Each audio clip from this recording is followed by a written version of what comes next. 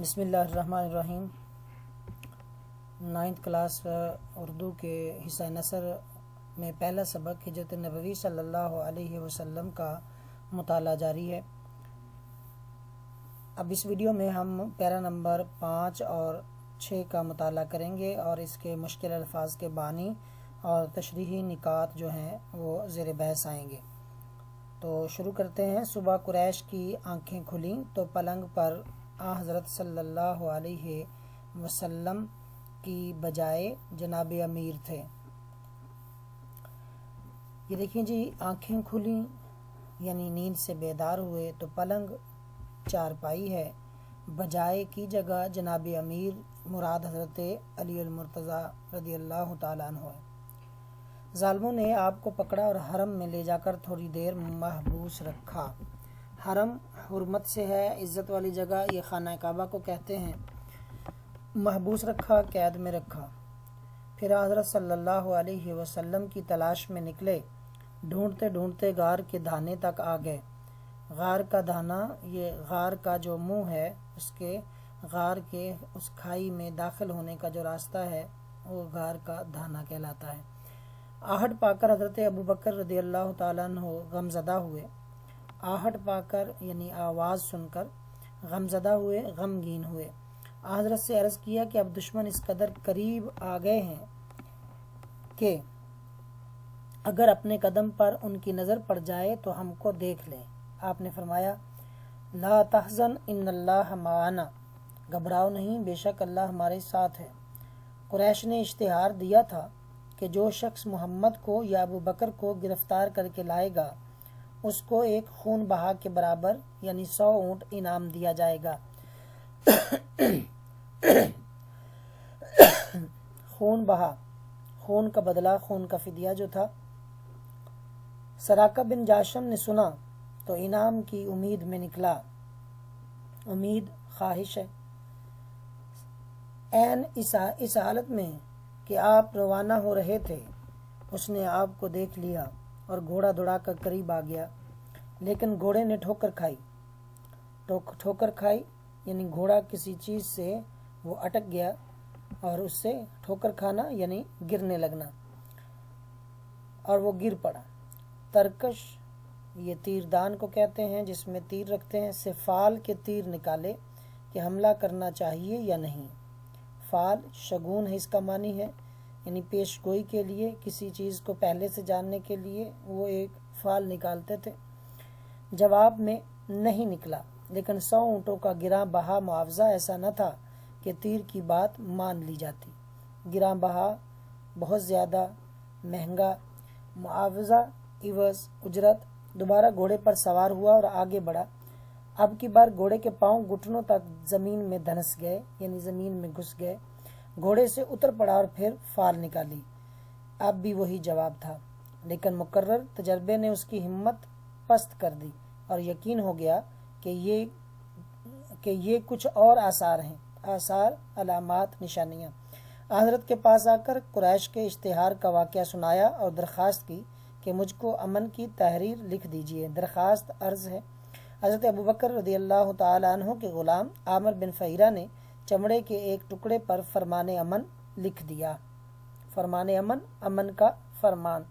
ये मैंने इसके पैरे के अल्फाज जो के मानी वो बता दिए हैं, यहाँ मैंने अलग से भी लिख दिए हैं, यहीं से भी पढ़ सकते हैं कि आंखें खुलना, नींद से बेदार होना, पलंग चारपाई, बजाय की जगह हरम, इज़्ज़त वाली जगह मुराद है खाना काबा, महबूस कैद, तलाश ढूंढना, गार के धाने, गार के मुंह, आहट आवाज़, इश्तिहार मुश्तहर करना, खून बहा, खून का बदला, उम्मीद यानी ख्वाहिश, ऐन ठीक यानी हूबहू बिल्कुल उसी वक्त, तरकश तीरदान, फाल शगुन पेशगोई, मुआवजा उजरत इवज़ धंस जाना घुस जाना, दरख्वास्त अर्ज़ मुकर्रर दोबारा, हिम्मत पस्त होना हौसला छोड़ देना, आसार निशानियाँ, फरमाने अमन, अमन का फरमान। तो ये मुश्किल अल्फाज जो कि मुमकिन इनमें से आ सकते हैं इस पैरे में से। इसके बाद इसके तशरीह निकात देखें कि आँख का खुलना। یعنی جو شروع میں ہی ہے کہ قریش کی جب آنکھ کھلی، تو اس کا آپ بتائیں گے کہ یہ جو ہے آنکھ کھلنا یہ کیا ہے؟ یعنی وہ وہاں پر تو محاصرہ کر کے کھڑے تھے، تو وہاں سوئے ہوئے تو نہیں تھے، آنکھیں بند تو نہیں تھی. تو یہاں آپ بتائیں گے جو اس سے پہلے پیرے میں بھی آ چکا ہے کہ اللہ کی مدد آئی، اللہ رب العزت نے ان کو بے خبر کر دیا، ان پر نیند طاری کر دی. یا پھر جب نبی کریم صلی اللہ علیہ وسلم سورہ یاسین کی تلاوت کرتے ہوئے نکلے تو وہ دیکھ نہ سکے. کس وجہ سے؟ کہ ان کی بینائی جاتی رہی یا ان پر نیند کا غلبہ ہو گیا. جب ان کی آنکھ کھلی نیند سے تو نبی کریم صلی اللہ علیہ وسلم جا چکے تھے. انہوں نے دیکھا کہ رات کا بہت زیادہ حصہ جو ہے وہ گزر چکا ہے، اندر سے تو کوئی نہیں آیا.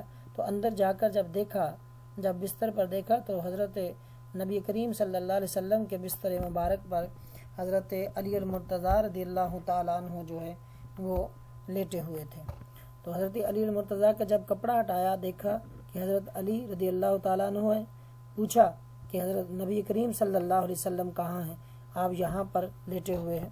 تو انہوں نے کہا کہ نبی کریم صلی اللہ علیہ وسلم تو مدینہ ہجرت کر چکے ہیں، وہ تو رات کے جا چکے ہیں. وہ بڑے حیران اور پریشان ہوئے کہ پورا محاصرہ گھر کا کیا ہوا ہے، وہ کیسے جا سکتے ہیں؟ لیکن پھر غصے میں آ گئے اور حضرت علی المرتضیٰ کو لے جا کر قید کر دیا، خانہ کعبہ میں جا کے حبس بیجا میں رکھا. لیکن انہیں حبس بیجا میں رکھنے سے تو ان کا جو ہدف تھا وہ نہیں تھا. ان کا ہدف تو حقیقی ہدف تو وجود اقدس تھا، جیسے پڑھ چکے ہیں آپ. اس لیے پھر انہیں چھوڑ دیا اور پھر نبی کریم صلی اللہ علیہ وسلم کی تلاش میں نکلے.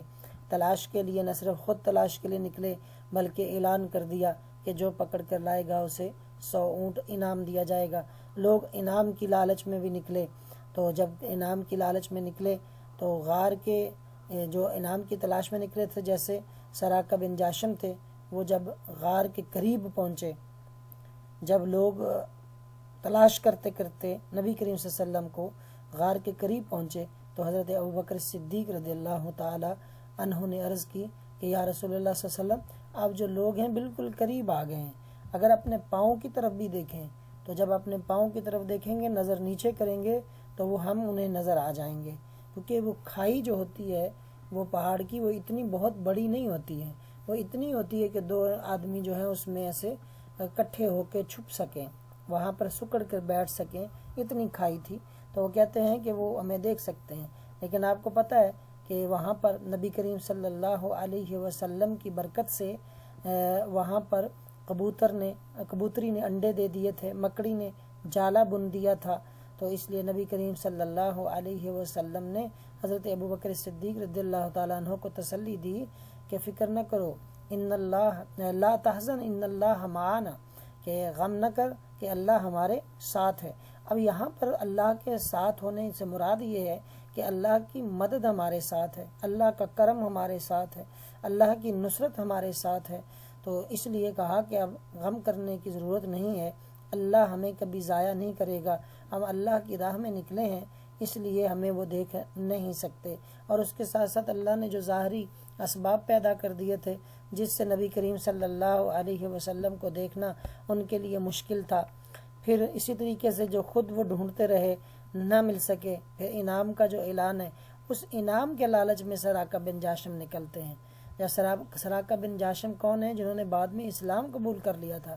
ان کے بارے میں آتا ہے کہ حضرت عمر فاروق رضی اللہ تعالی عنہ کے زمانے میں کیسر و کسرا جب فتح ہوا تو اس وقت جب حضرت عمر فاروق رضی اللہ تعالی عنہ مال غنیمت کو گن رہے تھے تو وہاں پر وہ بادشاہ کے کنگن جو سونے کے ہیں وہ بھی مال غنیمت میں جب پائے تو حضرت عمر فاروق نے جب یہ دیکھا تو وہ کنگن اٹھا کر آواز لگانا شروع کر دی کہ اینا سراقہ کہاں پر ہے. جب سراقہ آئے تو آپ نے ان کے بازو پکڑ کر وہ کنگن پہنانے شروع کر دیے. بعض صحابہ کرام نے عرض کی، اے امیر المومنین، یہ سونے کے کنگن ہیں، سونا تو ہمارے اسلام میں منع ہے مرد کے لیے. حضرت عمر فاروق نے فرمایا ساری دنیا کے لیے منع ہو سکتا ہے لیکن سراقہ کے لیے جائز ہے. کیوں؟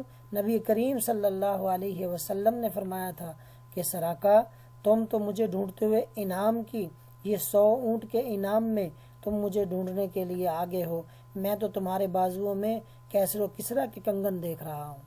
یعنی وہ بات اس وقت نبی کریم صلی اللہ علیہ وسلم نے کہی تھی کہ کیسرا کا تمہارے بازوؤں میں میں کیسر و کسرا کے کنگن دیکھ رہا ہوں. وہ نبی کریم صلی اللہ علیہ وسلم کی کہی ہوئی وہ بات حضرت عمر فاروق کے دور حکومت میں، ان کی دور خلافت میں آ کر پوری ہوتی ہے. اور یہ بات اس قدر مشہور تھی کہ حضرت عمر فاروق اس بات سے واقف تھے. جب یہ کنگن آئے مال غنیمت میں تو نبی کریم صلی اللہ علیہ وسلم کی زبان مبارک سے اس نکلی ہوئی بات کو پورا کرنے کے لیے حضرت عمر فاروق نے سراقہ کو وہ کنگن پہنائے. اس طریقے سے سراقہ کا گھوڑا جو ہے وہ زمین میں دھنستا ہے، اور بار بار یہ ایک انڈیکیشن تھی اس کے لیے کہ اللہ کی رضا اس میں نہیں ہے، تو اللہ کی رضا کے خلاف کام کر رہے ہو.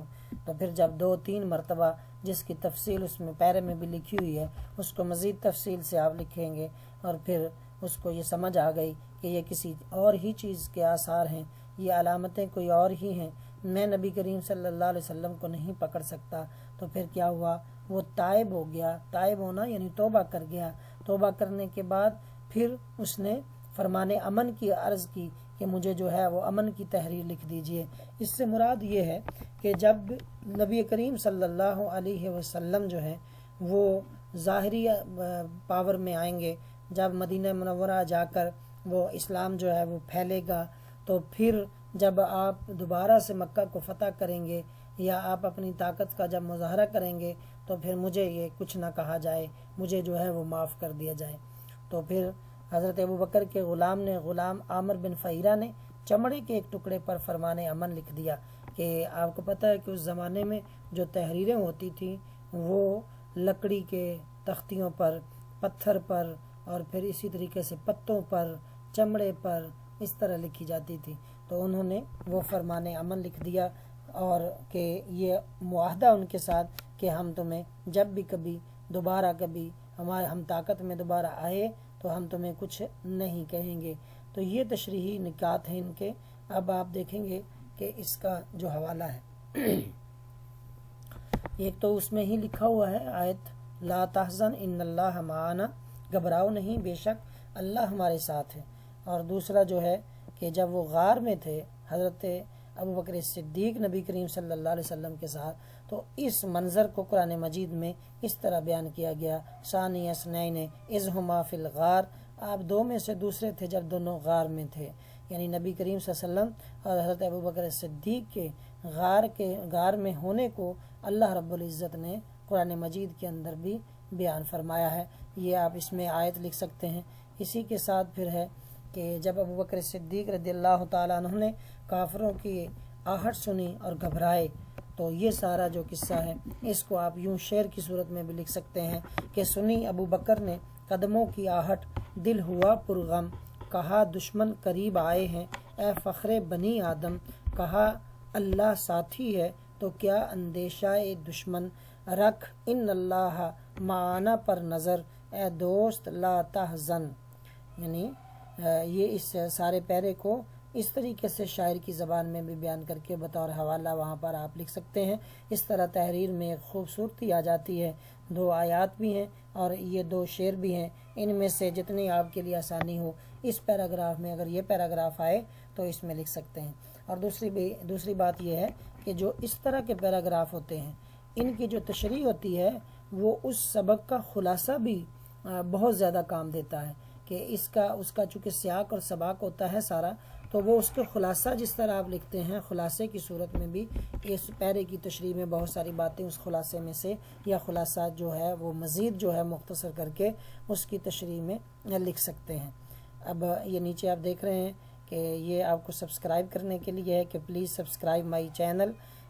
اس کو لائک بھی کریں، شیئر کریں، کمنٹس کریں اور سبسکرائب کرنا نہ بھولیں تاکہ اسی طرح کی مور لائک دس، اسی طرح کی اور بھی ویڈیو آپ تک پہنچتی رہیں اور آپ اس سے استفادہ کرتے رہیں.